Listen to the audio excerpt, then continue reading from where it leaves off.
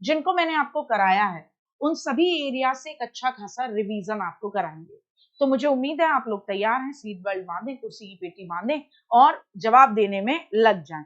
और आज तो मेरे हाथ में ही है ना, तो मुझे जिसको हटाना है मैं 2 मिनट में उसको हटा दूंगी और मैं यहीं पर देखूंगी कि भाई क्या किसका कौन सा आंसर है।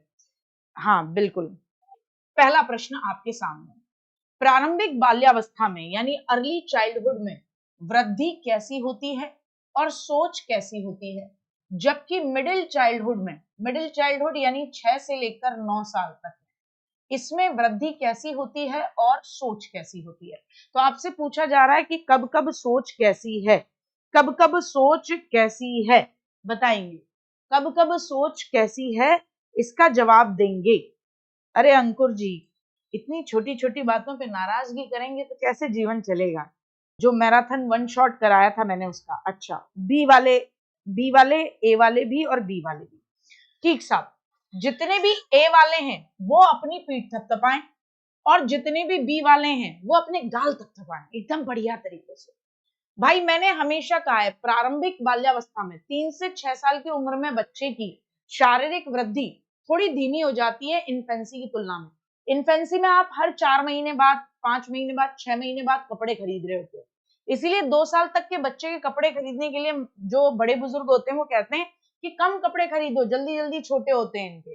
क्यों? क्योंकि एक इंसान बिल्कुल एकदम नन्ना मुन्ना सा, फिर वो आता है और 2 साल की उम्र तक वो अपने जीवन में जितनी हाइट गेन करेगा उसका जस्ट हाफ गेन कर लेता है। सोचो अगर किसी की हाइट 6 फुट होनी है तो 3 फुट तो शैशवावस्था के अंत तक यानी 2 साल तक में होगी। तो यहाँ पर बात आती है कि भैया जैसी वो प्रारंभिक बाल्यावस्था में आता है तो धीमी हो जाती है थोड़ी सी उसकी वृद्धि, और सोच जो है वो ईगो सेंट्रिक है, मतलब अपनी ही इर्द गिर्द दुनिया वही प्याजे वाली। लेकिन जैसे ही ये बच्चा 6 से 9 साल का आता है तो इसकी जो वृद्धि है वो थोड़ी सी थम जाती है, स्थिर हो जाती है। अगर उसकी वहां तक में हाइट 3.5 फुट हो गई या 4 फुट हो गई तो अब वही बहुत मतलब थमी हुई रहेगी, बढ़ेगी नहीं। फिर उसके बाद बढ़ती हुई नजर आएगी 10 साल से फिर से, लेकिन सोच उसकी तार्किक हो जाती है। आपने पहली बार में कह दिया कि 3 से लेकर 6 साल में तो बच्चे की जो हाइट है वो बिल्कुल थम गई है और उसके बाद आप कह रहे हो बाद में बढ़ेगी, तो ये गड़बड़ी थी। ठीक साहब, हाँ जी ये गड़बड़ी थी, इसको गड़बड़ी ही काउंट किया जाएगा। आ जाए कौन सा आपका फाइन मोटर स्किल है, कौन सा सॉरी ग्रॉस मोटर स्किल है, सूक्ष्म नहीं स्थूल, जिसमें बड़ी मांसपेशियां शामिल होती हैं, जिसमें आपकी बड़ी मांसपेशियां शामिल होती हैं, बड़ी मांसपेशियां, तो जिसमें आपकी बड़ी मांसपेशियां शामिल होती हैं, बड़ी मांसपेशियां शामिल, जिसमें आपकी बड़ी मांसपेशियां शामिल होती हैं उसको आप ग्रॉस मोटर स्किल कहते हो। तो बताओ इनमें से कौन सी ग्रॉस मोटर स्किल है? बुनाई, तैरना, एक कागज पर आपने एक, ये कागज था इस पर आपने एक सर्किल बनाया, उतने ही इसको कैंची से काटना, एक कागज पर बड़े आयत को बनाना और फिर उसको काटना। तो आप मुझे बताएं कि कौन सा आपका वो आ रहा है, ठीक है ना। अरे ये दीदी कैसे आने लग गई बीच में, दीदी आ रही थी। बना, चढ़ना, कूदना, है ना, तैरना, चढ़ना, कूदना, ये इस तरीके की एक्टिविटीज हैं, दौड़ना, कि जिसमें आप कहते हो कि भैया बड़ी मांसपेशियां शामिल हैं यानी ग्रॉस मोटर स्किल शामिल हैं। अच्छा कोई नहीं, इन पॉइंट्स को रहने दो और इनको भी। एक तो जिसे आप बोलते हो क्या, सिफेलोकॉडल शीर्षगामी, और दूसरा समीपस्थ जिसे आप बोलते हो प्रॉक्सिमो डिस्टल। जब भी आपकी वृद्धि होती है, विकास होती है, तो वहां पर एकीकरण का तो होता है लेकिन विभेदीकरण का कोई सिद्धांत मैंने आपको नहीं पढ़ाया। मैंने आपको पढ़ाया था डिफरेंशिएशन का कोई सिद्धांत नहीं पढ़ाया था। क्या मैंने आपको समीपस्थ का मतलब सिर से लेकर पैर तक और शीर्षगामी का मतलब सेंटर से बाहर तक पढ़ाया था? नहीं, ये तो उल्टा ही दे रखा है। अगेन मैं कह रही हूं मैंने आपको विभेदीकरण का कुछ पढ़ाया ही नहीं है, मैंने आपको एकीकरण का पढ़ाया। और एकीकरण भी होता है कि पहले आपकी पूरी मांसपेशियां जो आपकी ग्रॉस मोटर स्किल्स हैं वो, और फिर आपकी छोटी छोटी उंगलियां चलने लगती हैं, तो ग्रॉस और फाइन मोटर दोनों साथ में मिलकर पूरा का पूरा वो अंग चलने लगता है। तो क्या होगा? बी उत्तर होगा, बिल्कुल सही जवाब है आपका। नेक्स्ट पर बात करते हैं, बच्चों में इंडिविजुअल डिफरेंसेस को संबोधित करने के लिए टीचर को क्या करना चाहिए। अब भैया इंडिविजुअल डिफरेंसेस हैं तो टीचर क्या करे, इंडिविजुअल डिफरेंसेस को कैसे डील करे। सभी बच्चों के लिए एक अनम्य, अनम्य, नम्य तो पॉजिटिव होता है बेटा, अनम्य नेगेटिव हो जाता है, यानी कठोर, रिजिड, और समान पाठ्यक्रम लागू करना चाहिए। मैंने हमेशा कहा कि जब भी ये वाली बात है कि रिजिड और कठोर चीजें लागू करनी चाहिए तो वो कभी नहीं करना चाहिए, तो इसको हम कट कर देंगे। भिन्नताओं को असामान्य और एक प्रकार की कमी के रूप में स्वीकार करना चाहिए। टीचर ये कहे कि अगर आप मुझसे अलग हैं या ए बी से अलग है तो ये कमी है, नहीं साहब, इसे न तो कमी माना जाता है ना बाधा माना जाता है, इसे तो प्लस पॉइंट माना जाता है। टीचर इंडिविजुअल डिफरेंसेस के लिए उदासीन रहे, बोले न्यूट्रल, मेरे को ना तो फायदा नजर आता है ना नुकसान, ये कर दे।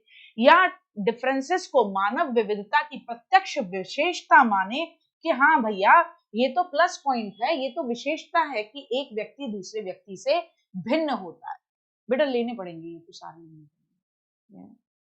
एंड तक के सारे। आजकल जिसे देख लो यूपी पे लूडो खेल रहा है। के मध्य भाग से, शरीर के मध्य भाग से परिधि यानी बाहर की ओर चरम सीमा तक का विकास क्या दर्शाता है? क्या इसे आप विकेंद्रीकृत विकास का सिद्धांत बोलते हैं, या निकट से दूर यानी कि समीपस्थ यानी कि प्रॉक्सिमोडिस्टल थ्योरी बोलते हैं? प्रॉक्सिमोडिस्टल बोलते हो आप इसको, प्रॉक्सिमोडिस्टल। क्या आप इसको कास्केड डेवलपमेंट थ्योरी बोलते हो, या इसको रेडियंट इवैल्यूएशन बोलते हो? क्या बोलते हो? क्या बात है, आज मतलब पढ़ने में दिमाग लग रहा है या क्वेश्चन थोड़े इजी लग रहे हैं? पढ़ के आए हो, रिवीजन करके आए हो, क्या बात है, आज बहुत बढ़िया। इसे हम बोलते हैं क्या? इसे हम बोलते हैं प्रॉक्सिमोडिस्टल, क्या? समीप से दूर का। आए, निम्नलिखित में से किसे बाल मनोविज्ञान के अंतर्गत शामिल नहीं किया जाता? किसे आप चाइल्ड साइकोलॉजी में शामिल नहीं करते? बाल विज्ञान को, मनोविश्लेषण को, स्वास्थ्य, मानसिक स्वास्थ्य को, या एजुकेशन फिलॉसफी को, किसको शामिल नहीं करते? बड़ा प्यारा प्रश्न है, इसका जवाब देंगे। किसको नहीं शामिल करते भैया? किशोरावस्था में आप बाल कल्याण, जुवेनाइल और दुनिया भर की बात करते हो, तो बाल कल्याण को तो शामिल करते हो। सिगमंड फ्राइड साहब की थ्योरी है साइको एनालिटिकल थ्योरी, तो मनोविश्लेषण को भी आप शामिल करते हो। मानसिक स्वास्थ्य विज्ञान, आप बात तो करते हो कि मेंटल हेल्थ भी मैटर करती है, आप एजुकेशनल फिलॉसफी को शामिल नहीं करते। आप किसको नहीं शामिल करते? साइकोलॉजी में आप एजुकेशनल फिलॉसफी को शामिल नहीं करते कि भैया उन्होंने ये कहा, उन्होंने ये कहा। आप जो बच्चों की साइकोलॉजी है उससे संबंधित चीजों को लेते हो, एजुकेशनल फिलॉसफी को आप नहीं लेते हो। हम बात कर रहे हैं साइकोलॉजी की। बाल विकास एक प्रणाली है। चाइल्ड डेवलपमेंट कैसी प्रणाली है? चाइल्ड डेवलपमेंट के बारे में जब टीचर पढ़ता है तो किस तरीके की प्रोसेस रखता है? धीमी और तेज गति की प्रोसेस है, सतत कंटिन्यूअस और लगातार चलती हुई प्रोसेस है, या समान रूप से चल रही है, मतलब कोई उतार चढ़ाव नहीं है, या प्रोबेबल डेवलपमेंट है, प्रायिक विकास है, मतलब प्रोबेबिलिटी है कि किसी का विकास होगा और किसी का विकास नहीं होगा, ऐसा। हाँ बताएं, क्या जवाब आपको सही सा लग रहा है? अच्छा सर, अलग अलग तरीके से जवाब निकल कर आ रहे हैं। जैसे कुछ जवाब हम पढ़ के बताएंगे आपको, तो हमको भी मजा आएगा और आपको भी मजा आएगा। कुछ बेहतरीन भी है ना कि लगातार चलने वाली और सीक्वेंस में, हम कहते हैं ना चाइल्ड डेवलपमेंट में एक सिद्धांत पढ़ते हैं, क्रमबद्धता का सिद्धांत, कि पहले बच्चा क्राइंग करेगा, फिर कूइंग करेगा, फिर बैबलिंग करेगा, फिर वन वर्ड बोलेगा, और उसके बाद टेलीग्राफिक स्पीच बोलेगा। धीमी तेज गति से बेहतर उत्तर हमारे पास बी था। बचपन के बारे में समानाधिकृत दावा करना कठिन है क्योंकि इसमें डिफरेंसेस होते हैं। इसे इंग्लिश में भी पढ़ लेना चाहिए। It is difficult to make consistent claim about children and childhood. आप सेम तरीके का बचपन बीतेगा और बचपना होगा और बच्चा होगा, ये गलत है भाई, ये अगर आप सोचते हैं, क्योंकि सबके बचपन के जो वातावरण होता है वो डिफरेंस होता है, इसीलिए बच्चा भी डिफरेंट देखने को मिलता है। बिल्कुल सही बात है। बचपन एक सामाजिक सांस्कृतिक कल्पना है, क्योंकि बचपन क्या है, हर समाज और हर संस्कृति से प्रभावित होता है। जिस समाज और संस्कृति में बच्चा रहता है, बिल्कुल सही बात है, दोनों सही हैं और दोनों एक दूसरे को क्या कर रहे हैं, कंप्लीट कर रहे हैं। बिल्कुल आर ए को बिल्कुल कह रहा है सही सही, कि बिल्कुल सही वाला मामला है, बिल्कुल ए है, हम भी मानते हैं बिल्कुल ए है।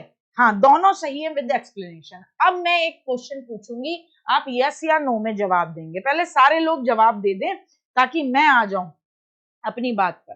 ठीक साहब, कोमल, यदुवंशी जी तैयार हैं? चलिए, तो पहला मैं यहाँ एक स्टेटमेंट लिख रही हूँ, यस या नो में जवाब देना, वाई या एन में जवाब देना। ठीक साहब, मैं आपसे कह रही हूं बचपन सार्वभौमिक है। बचपन सार्वभौमिक है, यानी चाइल्डहुड इज यूनिवर्सल। और मैंने ये ऐसी बात नहीं है, मैंने आपको ये बताया नहीं, मैंने आपको बताया है। अब आप बताइए इसमें क्या लगाएंगे, यस लगाओगे या नो लगाओगे? I just want to ask कि क्या लगाएंगे आप, बताएं। हाँ, कुछ बच्चे कह रहे हैं नहीं नहीं, नीलम कह रही है यस यस, सार्वभौमिक है दीदी, गूगल गर्ल भी कह रही है यस। बहुत ज्यादा तनाव और चिंता का काल है, बचपन से ही काय बात की चिंता हो रही है भाई कि भैया तुम्हारी टॉफी कोई चुरा न ले जाए, या आज रात में फ्रिज में रखी हुई आइसक्रीम कोई खा न जाए, या फिर किशोरावस्था तक के विकास का काल बचपन के नाम से जाना जाता है। तो क्या कहेंगे आप इसका जवाब? कोई भी 10वें का कुछ और उत्तर दे रहा हो? हाँ, सिगमंड फ्राइड साहब, राधा सोना चौहान, बिल्कुल 5 स्टेज, ठीक है ना। पीआरटी केवीएस फॉर्म भर सकती हूँ क्या? ग्रेजुएशन कंप्लीट नहीं। बेटा, जब ग्रेजुएशन ही कंप्लीट नहीं है कैसे फॉर्म भर लोगे? क्यों केंद्रीय विद्यालय संगठन को पैसा देने में लगे हुए हो? वो तो भाग जाएंगे 2 मिनट में। आप उनको पैसा दे के फायदा क्या उठाओगे? वो कह देंगे दीदी ने एलिजिबिलिटी पढ़ी नहीं, हम तो पैसा वापस नहीं करेंगे। तो हम जब वीडियो लेकर आते हैं तो ध्यान से सुननी है उनको। कोई भी जो अभी परसुइंग है, जिसकी डिग्री नहीं आई है, जिसका रिजल्ट नहीं आया, जिसका पेपर भी नहीं हुआ, कैसे भर लेगा? सॉरी, बचपन क्या है? सामाजिक संरचना। अच्छा, किशोरावस्था के लिए आएगा तो कुछ और बोलेंगे हम। किशोरावस्था भी सामाजिक संरचना है, क्योंकि हम तो जीवन जी ही रहे हैं, लेकिन समाज उसको कह देता है कि ये जी 2 साल तक बच्चा जो है वो शिशु है, तो शैशव अवस्था हो गई। फिर जी 3 साल से लेकर 6 साल तक अर्ली चाइल्डहुड है, तो समाज ने कैटेगराइजेशन किया है ना, तो ये क्या है? सामाजिक संरचना। नेक्स्ट, सीता ने अपने हाथ से दाल और चावल खाना सीखा है। अब उसे दाल और चावल दिया जाता है तो वो दाल और चावल मिलाती है और खाना शुरू कर देती है। अगर आप दाल और चावल को स्कीमा माने, यानी कि कुल मिलाकर आप जीन पियाजे साहब के अकॉर्डिंग नई चीज और पुरानी चीज सीखने के हिसाब से इसको लेकर चलें, यानी स्कीमा के हिसाब से इसको लेकर चलें, तो आप मुझे बताएं कि क्या कहलाएगा ये, क्या कहलाएगा, क्या कहेंगे इसको? इसको कहेंगे समायोजन, इसको बोलेंगे विनियोजन, इसको बोलेंगे शुरुआत, या इसको बोलेंगे असिमिलेशन। क्या बोलेंगे इसको? कोई भी हाँ, जो अलग बताना चाह रहा हूं। बेटा, मॉक टेस्ट जिस दिन से आपका वो आ जाता है, उसी के बाद से आपका मॉक टेस्ट शुरू हो जाता है। बेटा गिर मत जाइए ना, आराम से। असिमिलेशन क्या रहेगा? असिमिलेशन उत्तर रहेगा। किस युग्म के सही मिलान होने की सबसे कम संभावना है? यानी कौन सा मतलब ठीक हो ही नहीं सकता, कि बोले ये तो हमने कभी पढ़ा ही नहीं है, दीदी ने कभी पढ़ाया नहीं है, नहीं हमने कभी इसको किसी बुक में देखा है, या बीएड बीटीसी के दौरान भी नहीं देखा है, तो बोले ये तो हो नहीं सकता। तो मैच करें जरा, यहाँ कुछ सिद्धांत हैं और सिद्धांतकार हैं। तो जैसे बच्चे प्रवेश करते हैं, चॉम्स्की कहते हैं कि दुनिया में भाषा के संबंध में निश्चित ज्ञान के साथ बच्चे प्रवेश करते हैं। तो चॉम्स्की तो वैसे भी क्या है? इनेटिस्ट है, कल परसों ही बता रही थी। क्या है? इनेटिस्ट, जो ये कहते हैं कि भाषा सीखने की हमारी जन्मजात क्षमता होती है। तो ये बात तो सही सी है भैया। भाषा और विचार, वाइगॉत्स्की विचार को कहते हैं कि शुरुआत में 2 अलग अलग गतिविधियां हैं। प्याजे कहते हैं कि भाषा विचार पर डिपेंड करती है, कि भैया पहले भाषा विचार पर डिपेंड करती है, यानी पहले विचार आता है फिर भाषा आती है। ये भी बात सही है, 2 तो सही निकल गए बेटा। भाषा, बीएफ स्किनर कहते हैं कि पर्यावरण में एक स्टिमुलेटर है, यानी उनके अकॉर्डिंग भाषा क्या है? एक स्टिमुलेशन पैदा करती है। हमें बताना है कि ये तो ठीक हो ही नहीं सकता। ठीक है बेटा, थैंक यू, थैंक यू। आज पूरे दिन भर में आपकी बेहतरीन तरीके से ई बुक्स प्रिपेयर हो गई हैं। अब आपको बहुत जल्द आपकी ई बुक्स मिल जाएंगी। मुझे जो भी चीजें उसमें अपडेट करानी थी मैंने करा दी। शुरू दिमाग की तरह काम कर रहे हैं, क्योंकि बच्चा इन्हीं से सोचता है। तो कौन सी सबसे पहली स्टेज? संवेदी प्रेरक, जहां हम एक और तरीके से इसे कहते हैं कि जितनी भी अनैच्छिक क्रियाएं हैं, यानी इनवॉलंटरी एक्टिविटीज, अनैच्छिक क्रियाएं जो हैं वो लर्निंग का प्राइमरी सोर्स होती हैं। अनैच्छिक क्रियाएं क्या होती हैं यहाँ पर? तो हम कहेंगे अनैच्छिक क्रियाएं लर्निंग का प्राइमरी सोर्स होती हैं। यानी लर्निंग का प्राथमिक सोर्स होती है। अनैच्छिक क्रियाएं क्या होती हैं? लर्निंग का प्राइमरी सोर्स होती हैं। यहाँ पर आपकी इनवॉलेंट्री एक्टिविटीज क्या हैं जिन पर आपका कंट्रोल नहीं है, उन्हीं से बच्चा सीखता है। आ गया पियाजे के विकास सिद्धांत के अकॉर्डिंग इनमें से कौन सी आकृति सही ढंग से डेवलपमेंट को दिखाती है? सही ढंग से डेवलपमेंट को दिखाती है, तो बिल्कुल बताएंगे आप मुझे कि सही ढंग से डेवलपमेंट बता रही है। पियाजे के अकॉर्डिंग पियाजे ने डेवलपमेंट को क्या कहा ये भी बता दें, भाषा में भी बता दें, फिगर तो आप चुन ही लेंगे, और साथ ही साथ मुझे ये भी बता दें पियाजे ने डेवलपमेंट को भाषा में क्या कहा है। मतलब अगर आप स्टेटमेंट में कहें तो उनके अकॉर्डिंग जो डेवलपमेंट है वो क्या है? स्टेज बाय स्टेज होता है। ठीक है गुड़िया, बस यही नुकसान होता है, अगर सामने स्क्रीन होती है तो मैं पकड़ नहीं पाती तुम्हारे नाम। बड़ा अच्छा लिखा, ए फॉर एप्पल, बहुत अच्छी बात है निधि, लेकिन मैं कुछ पूछ भी तो रही हूँ, वो भी तो बताइए। अच्छा, शीला ने कहा बी उत्तर, कि पियाजे ने कहा कि डेवलपमेंट जो है वो एज से चलती है और फिर घुस जाती है, ऐसा है मामला। अच्छा, एक गुड़िया सी भी बोल रही है, कौन है ये? प्रिंसेस नायक, वो कह रही हैं कि डेवलपमेंट जो है वो एज के अकॉर्डिंग बढ़ता जाएगा। चलो एक बार को मैं सी वाले का फिर भी मान सकती हूँ, क्योंकि पियाजे क्या कहते हैं कि परिपक्वता के साथ साथ संज्ञानात्मक विकास होता है। चलो ये माना, मैं इस बच्ची को फिर भी गलत नहीं कहूंगी, मैं ये मानूंगी कि इसने पढ़ा है लेकिन ये इसका दिमाग उसको उस तरीके से फिल्टर नहीं कर पाया। पियाजे क्या कहते हैं कि विकास असतत होता है, स्टेज बाय स्टेज होता है। तो स्टेज थ्योरी होगी ना, पियाजे की थ्योरी स्टेज थ्योरी है, जिसके अंदर साफ यही चीज दिखाई जा रही है कि संवेदी पेशी में बुद्धि एकदम बेकार, फिर उससे बड़ा हुआ प्री ऑपरेशनल में थोड़ा समझदार, फिर उससे ऊपर कॉन्क्रीट में और समझदार, फिर उसके बाद फॉर्मल में आया तो और समझदार हो गया।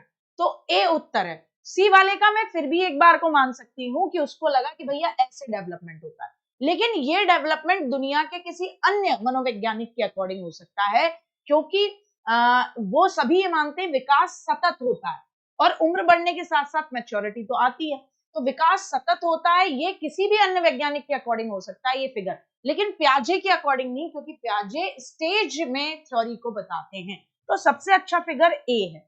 सबसे अच्छा क्या? सही फिगर ही ए है बेटा जी, ठीक है ना? हाँ बिल्कुल, एक भी स्टेज छोड़ नहीं सकते, बिल्कुल आंचल आ गया है। अमूर्त वैज्ञानिक चिंतन के लिए क्षमता का विकास किसकी विशेषता है?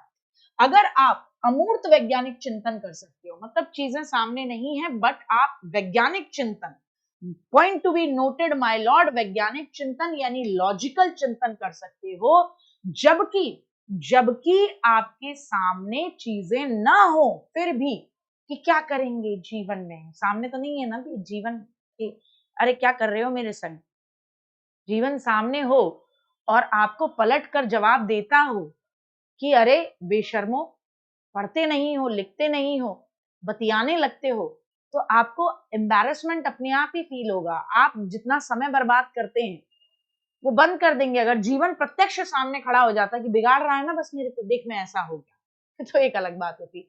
तो अमूर्त संक्रियात्मक अवस्था यानी फॉर्मल ऑपरेशनल, पियाजे के अकॉर्डिंग जो चौथी स्टेज है, जहां पर बच्चे का चिंतन उच्च है, जहां पर बच्चा हाइपोथेटिकल डिडक्शन करता है, यानी जहां पर बच्चा परिकल्पनात्मक निगमन करता है। क्या करता है? परिकल्पनात्मक निगमन करता है। जहां पर बच्चा क्या करता है? परिकल्पनात्मक निगमन करता है, यानी यहां पर गुड्डा बच्चा हाइपोथेटिकल डिडक्शन करता है। क्या करता है बिट्टू? हाइपोथेटिकल डिडक्शन करता है। परिकल्पनात्मक निगमन यानी उसकी कोई प्रॉब्लम आ रही है, उसका समाधान सोचने के कई सारे तरीके निकालता है, तो अमूर्त चिंतन करता है। ठीक साहब, आ जाइए नेक्स्ट। पियाजे द्वारा मानसिक संरचनाओं के लिए किस कंसेप्ट का उपयोग किया गया है जो सोच के निर्माण खंड है? ये भी एक लाइन आई है, जैसे आप कई नामों से जानते हैं, मुझे बताएंगे कि सोच के लिए, अरे वाह गुड़िया, बैठ लेके चली आई, सोच के निर्माण खंड यानी सोच के, यानी कि आपकी थिंकिंग के ब्लॉक्स की बात या थिंकिंग के स्ट्रक्चर की बात करते हैं, यानी आपके दिमाग में किसी चीज को लेकर एक मेंटल स्ट्रक्चर बना हुआ है, तो उसे हम क्या कहते हैं? स्कीमा कहते हैं। क्या कहते हैं? स्कीमा। स्कीमा कह लीजिए, या आप इसे धीरे धीरे जब आपकी पकड़ बनने लगती है तो आप समझ पाते हैं कि सोच को ही स्कीमा कहा जाता है। जैसे किसी की सोच है, सोच क्या है, जैसे छोटी उम्र में बच्चे की सोच क्या होती है, वीर की सोच है। वीर की सोच है कि बेटा जी 5 साल का है, क्यों कहता है कैसे हो सकता है पानी, मम्मी आप क्या बात कर रही हो, लंबे ग्लास में से मैंने और बिल्कुल पतले ग्लास में से मैंने पानी चौड़े ग्लास में डाला तो पानी कम हो गया है मम्मी, पानी की मात्रा दिख नहीं रहा, बहुत मतलब कल परसों से नीचे है शायद, ठीक है ना। तो याद रखना ये एक्स वाले क्वेश्चन जो आते हैं ना गुड्डा, ये फॉर्मल ऑपरेशनल में आते हैं। कब आते हैं? फॉर्मल ऑपरेशनल में। अच्छा आ जाइए। तो ऐसा इसलिए है, क्यों है कि गुड़िया वो दिमाग में प्रतीक नहीं बन पाया, वो इमिटेट नहीं कर पाई, या उसे बैकवर्ड करना नहीं आता, उसे बैकवर्ड करना नहीं आता, यानी उसे पलटना नहीं आता। मैंने आपको एक चीज बताई थी और इवन मैंने आपको नोट्स में भी ये चीज कंफर्म करके बताई थी। और वो क्या चीज बताई थी मैंने ये कहा था कि जब भी बच्चा संरक्षण जानता है कि भैया आपका सिंपल सरल मामला है कि कुछ भी पानी में जोड़ा नहीं मम्मी ने, पानी घटाया नहीं मम्मी ने पतले ग्लास से उसे चौड़े ग्लास में डाल दिया, तो जाहिर सी बात है कि किसी भी वस्तु का आकार बदलेगा। पतले में वो ऊपर तक दिख रहा था, चौड़े में वो थोड़े तले तक दिखेगा, लेकिन बड़ा सा दिखेगा, ज्यादा फैला हुआ सा दिखेगा। लेकिन मात्रा में क्योंकि कुछ जोड़ा नहीं गया, घटाया नहीं गया, तो कोई परिवर्तन नहीं। ये संरक्षण है ये सोच। और ये संतुलन बनाए रखने के लिए स्कीमाओं को समायोजित करने, हटाने और नए स्कीमा बनाने की प्रक्रिया को क्या कहा जाता है? बेटा ध्यान रखना, संतुलन करने के लिए स्कीमा को क्या करना है? समायोजित करना है। स्कीमा को क्या करना है बेटा जी? समायोजित करना है। हैंड्स अप कर दिया। समायोजित करना यानी स्कीमा को एडजस्ट करना है, अकोमोडेट करना है, हटाना है और नई स्कीमा बनानी है। और ये सब किस लिए करना है? संतुलन बनाने के लिए करना है। तो इस पूरी प्रोसेस को क्या कहते हैं बेटा जी? क्या कहते हो इस पूरी प्रोसेस? विपर्य का मतलब ही है बेटा जी पलटना। मैं बोल रही हूँ ना विपर्य, बैकवर्ड, पलटावीकरण। विपर्य का मतलब क्या है? पलटना। कि पलटना नहीं जानती है कि बेटा जी गुड़िया रानी चौड़े ग्लास से फिर पतले में डाल दो, पानी उतना ही है बेटा, देख ले इस बात को चेक करके, ठीक है ना। बताएंगे तो आगे बढ़ेंगे, बताएंगे मुझे। बिल्कुल सही बात है। अडॉप्टेशन, मैंने आपको कहा कि अडॉप्टेशन में 3 प्रोसेस बताई हैं। एक बताई है असिमिलेशन, एक क्या बताई है उन्होंने? आत्मसातीकरण। जी बेटा जी, मैं डर गई, पापा जी को डराओ जाओ। हो पुलिस आ गई, सॉरी बोलो। प्याजे के दृष्टिकोण के बीच एक बड़ा अंतर क्या है? आपने वाइगॉत्स्की भी पढ़े हैं, प्याजे भी पढ़े हैं, दोनों के बीच में क्या अंतर लगता है? समानता भी है दोनों के बीच में।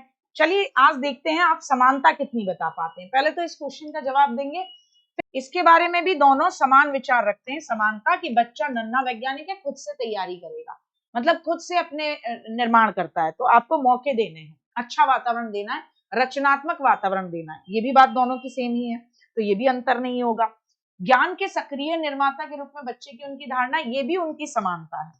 तो मैं जो क्वेश्चन पूछने वाली थी वो मैंने यही बता दिया कि दोनों की समानता है, बस यहाँ पर दोनों अलग हैं भाषा और विचार के बारे में उनके विचार। क्यों? क्योंकि प्याजे कहते हैं कि पहले आती है विचार, विचार आते हैं और वो भाषा को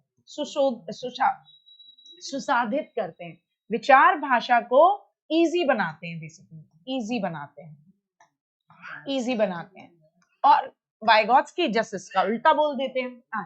किस लेवल पर बच्चों में अपने आसपास की दुनिया के बारे में एक जीववादी दृष्टिकोण होता है और वो मानते हैं कि पेड़ पौधे और चलते हुए बादल इरादे हैं, ये इरादों के तहत किसी से मिलना चाहता है, तो लुढ़कते पत्थर, चलते हुए बादल, ये पेड़ पौधे